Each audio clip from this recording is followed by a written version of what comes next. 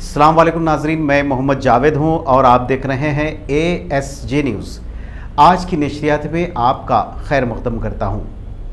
नाजरीन, वाज़े हो कि 5 दिन कबल सिंगारेनी कॉलोनी में एक वाक़या पेश आया था जिसमें एक 6 साला मासूम बच्ची का असमत दरी के बाद में उसका कत्ल कर दिया गया था। बहरहाल ऐसे लोगों का अंजाम बुरा ही होता है।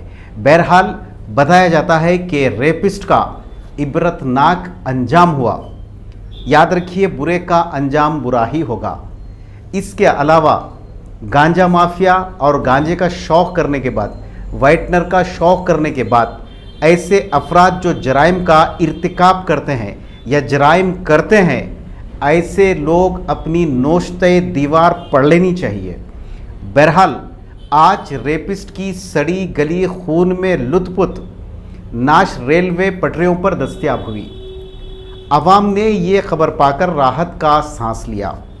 ASJ न्यूज़ से बात करते हुए मारूफ इस्लामी स्कॉलर इलियास शरफुद्दीन साहब ने कहा कि ये रेपिस्ट अपने अंजाम को पहुंचा, लेकिन उन्होंने अवाम और हुकूमत से एक सवाल किया कि आया ऐसे वाक़यात को रोकने के लिए और ऐसे वाक़यात आइंदा ना होने के लिए अवाम और हुकूमत मुश्तरका तौर पर एहतियाती तौर पर इक़दामात करने चाहिए।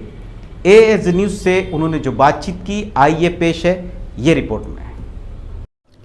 इलियास भाई, पिछले 5-7 दिन से जो वाक़या चल रहे थे और जो राजू की जो सिंगारेनी की जो वाक़े के अंदर जो तलाश थी, बाला आखिर जो है ना उसका इबरतनाक अंजाम हुआ।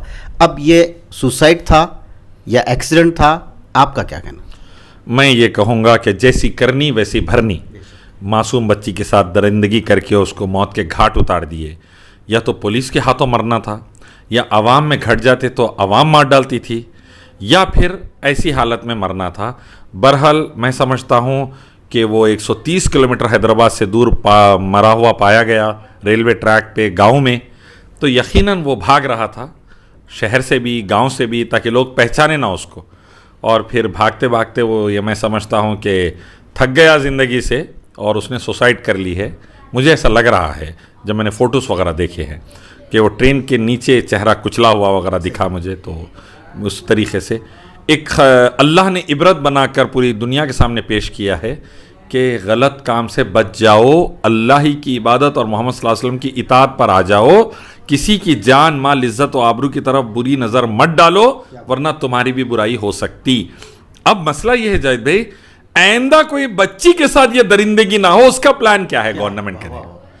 एक हो गया, पूरे जने चिल्ला लिए हो, बल्कि रैली निकाल लिए, एहतजाज कर लिए, सोशल मीडिया पे डाल दिए, चलो। फिर नेक्स्ट, फिर जब पूरे मिलके उठते, फिर चिल्लाते, फिर सोशल मीडिया के ऊपर फिर आवाजें। ऐसा नहीं होना चाहिए। एक पक्का सल्यूशन के किसी मासूम बच्ची के साथ, किसी औरत के साथ ये काम ही ना हो। इसके लिए हैदराबाद, तेलंगाना और भारत में क्या पॉलिसी है, मैं बार बार टीवी चैनल्स पर चिल्ला के कह रहा हूँ, सोशल मीडिया पे कह रहा हूँ, एक रब अल्लाह का क़ानून लाइए कुरान से और अहादीस से, मोहम्मद सल्लल्लाहु अलैहि वसल्लम के तरीक़े पर, और मासूम हिंदुस्तानी बेटियों की इज़्ज़त और जान बचाइए।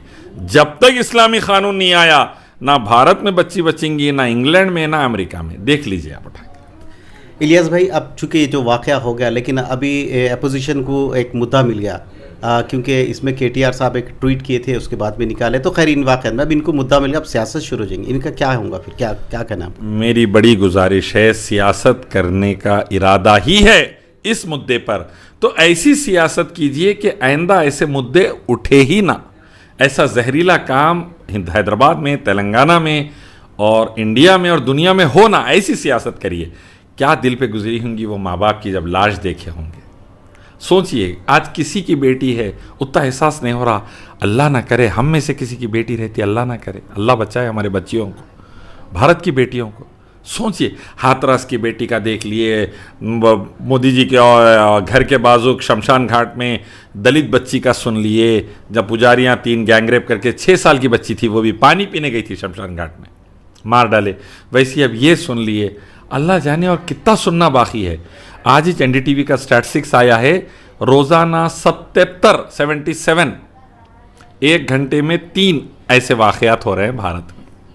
1 घंटे में 3, 20 मिनट में 1, और बढ़ सकते हैं। अमेरिका में 1 मिनट में 3 हो रही, और बढ़ सकते हैं। इसीलिए फिर कहता हूँ, ना आपका कानून ना हमारा कानून, रब का कानून लाइए अल्लाह का, और बच्चियों की सबकी जान माल इज़्ज़त आबरू की हिफाजत करिए। इलियास भाई, आखिरी सवाल है, जैसा कि आमतौर पे जो है पुराने शहर की बात, हमारे शहर हैदराबाद में दोस्त तो अहबाब जब घर आते हैं या तो बेतकल्लुफ़ी से लोग भी जो है ना उनसे मिलते हैं या अपने बाल बच्चों को मिलाते हैं, उनको क्या एहतियात करना चाहिए यानी हालात के तनाजुर में? हिजाब अल्लाह उसके नबी ने बयान कर दिया है। बच्चियों के लिए हिजाब, बच्चों के लिए हिजाब। लड़के नज़रें नीची रखें और लड़कियों को हिजाब में रखें।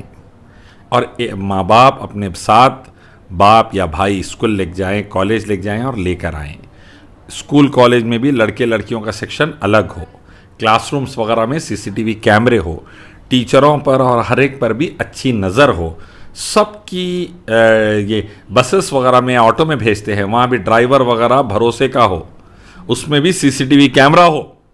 मैं फिर कह रहा हूँ, बच्चियों की इज्जत चाहते हैं, जितनी सिक्योरिटी होती करिए, फिर दुआएं करिए, साथ में सख्त मौत की सज़ा का कानून लाइए, तब बच्चियाँ बचेगी, वरना अल्लाह हिफाजत करे।